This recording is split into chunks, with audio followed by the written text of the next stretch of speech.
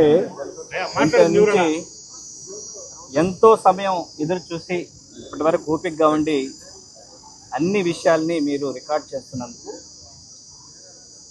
చాలా బాధేస్తుంది ఈరోజు. ఎందుకంటే స్వాతంత్రం వచ్చినటువంటి కొత్తల్లో డాక్టర్ బిఆర్ అంబేద్కర్ గారు కాన్స్టిట్యూషన్ని రచించి మొత్తం అన్నీ క్రోడీకరించి పార్లమెంట్లో ప్రవేశపెట్టి ఆయన స్పీచ్లో చెప్పాడు. ఈ రాజ్యాంగాన్ని చిత్తశుద్ధితో అమలుపరిచే ఆత్మ ఉన్న ఏ మనిషి అయినా పదవిని చేపడితే ఈ దేశం చాలా బాగుంటుంది, అలాగే రాష్ట్రాలు బాగుంటాయి. అలా కాకుండా దుర్బుద్ధితో ఎవరైనా ముఖ్యమంత్రి స్థానాన్ని కానీ ప్రధానమంత్రి స్థానాన్ని కానీ లేదా ఎలాంటి పదవినైనా కూడా చేపడితే అధికారాలు పూర్తిగా దుర్వినియోగపడతాయి అన్నదానికి ఈ గత 2 సంవత్సరాలుగా ప్రత్యక్షంగా మనం చూస్తూ ఉన్నాం ఆంధ్ర రాష్ట్రం. మొదటగా రాజ్యాంగ నిర్మాత అయినటువంటి డాక్టర్ బిఆర్ అంబేద్కర్ గారి యొక్క విగ్రహం మీద మొదలైనటువంటి దాడి ఈరోజు శ్రీకాకుళం నుంచి చిత్తూరు వరకు కొనసాగుతూనే ఉంది. ఎక్కడ ఆగే పరిస్థితి కనపడట్లేదు. దీనికి సంబంధించి వైఎస్ఆర్ కాంగ్రెస్ పార్టీ అలాగే ఎస్సీలకి ఎస్టీలకి అండగా పలు పోరాటాలు చేస్తూ ఉంది. వైఎస్ఆర్ కాంగ్రెస్ పార్టీ అధ్యక్షులు వైఎస్ జగన్మోహన్ రెడ్డి గారి యొక్క అధ్యక్షత గల్లీ నుంచి ఢిల్లీ వరకు పోరాటం చేస్తూ ఉన్నా కూడా ఈరోజు పదవుల్లో ఉన్నటువంటి వ్యక్తుల యొక్క చిత్తశుద్ధి లేనితనం వల్ల ఈరోజు రాజ్యాంగం అమలు పరచడం లేదు. వాళ్ళ సొంత రాజ్యాంగాన్ని అమలుపరుస్తున్నారు. ఈరోజు చరిత్రలో ఎప్పుడు లేనటువంటి విధంగా మన రాష్ట్రంలో లాకప్ డెత్లు జరుగుతూ ఉన్నాయి. మీడియా మరియు రాష్ట్ర ప్రజలే దీని అందరికీ సాక్షి.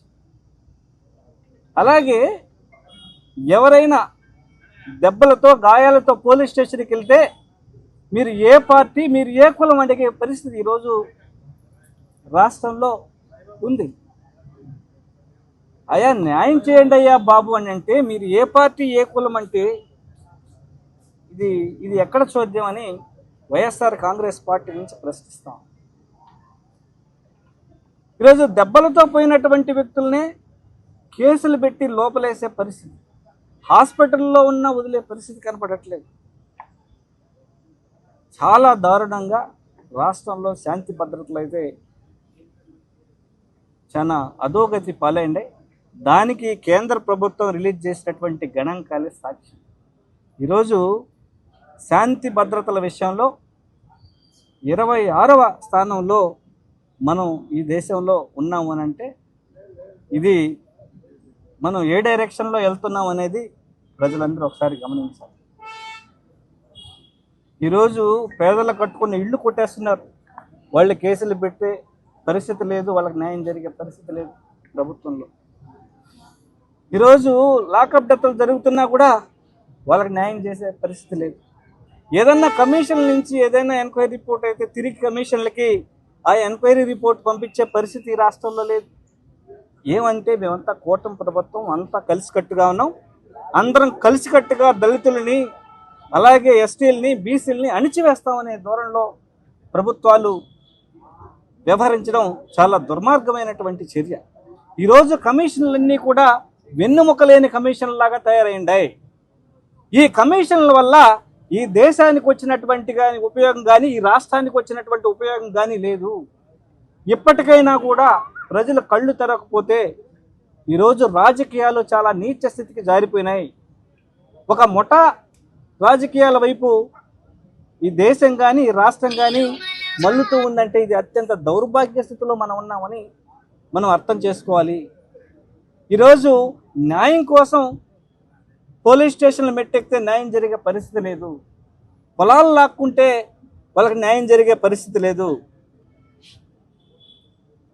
ఈరోజు హోమ్ మినిస్ట్రీ ఒక దళిత సంబంధించినటువంటి మహిళ అయినా ఆమె దీనికి సంబంధించి పూర్తిగా తన బాధ్యతల్ని విస్మరించినట్టు క్లియర్ కట్గా మనందరికీ తెలుస్తూ ఉంది.